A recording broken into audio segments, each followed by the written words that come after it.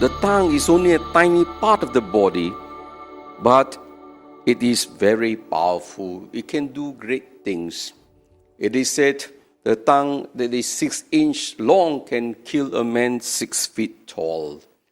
And that is because the tongue has been used in a destructive manner, not only to slander people, but to highlight the flaws and the faults of others. We can also use the tongue constructively. It's a double-edged sword. We can use the tongue to encourage people, to give hope to those who feel discouraged in life. We can use the tongue to speak the truth, to proclaim the word of God, to speak words of inspiration to others. It's good for us to catch ourselves, to see how destructive we use our tongue, or always in a very constructive manner. Those of us who are in authority have even a greater responsibility in the way we use our tongues. As leaders, we can actually build a person up, or we can discourage a person. The words we use, the tone we use, can actually give hope to those who are struggling, to those who are insecure about themselves. Our subordinates take our words seriously, and nothing can hurt our subordinates more than the words of a leader if he speaks in a very harsh and nasty tone, and using words that really put a dagger into the heart of those people working for us.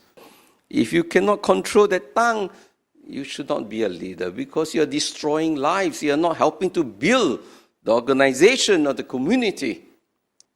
My dear brothers and sisters, yet the truth remains. The tongue is the most difficult part of the body to control.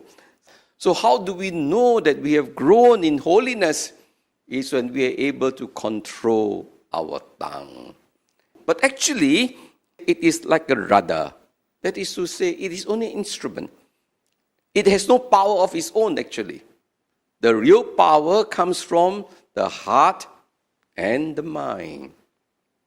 If the heart is compassionate, if the heart is sympathetic, if the heart is loving, if the heart is open and receptive, whatever words comes from our heart will be loving words, encouraging words, forgiving words, compassionate words.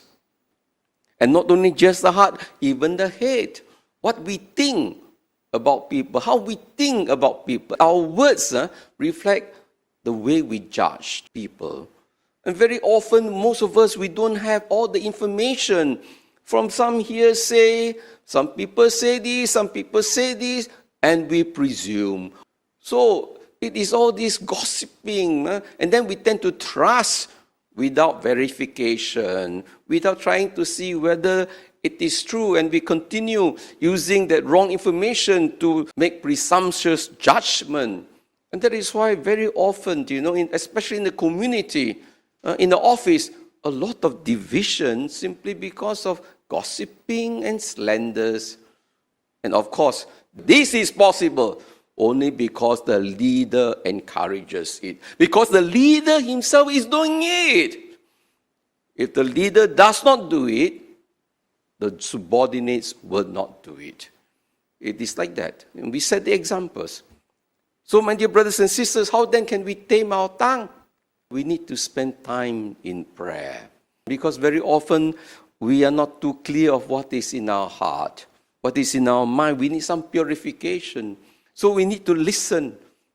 Listen to what the Lord is saying before we open our mouth to say anything. Silence is very important. Listening to the Lord in prayer, in contemplation. So, my dear brothers and sisters, you need to pass the 3 tests. Is it true? Is it good? Is it useful? If it's not true, it's not good, it's not useful, just keep it to yourself.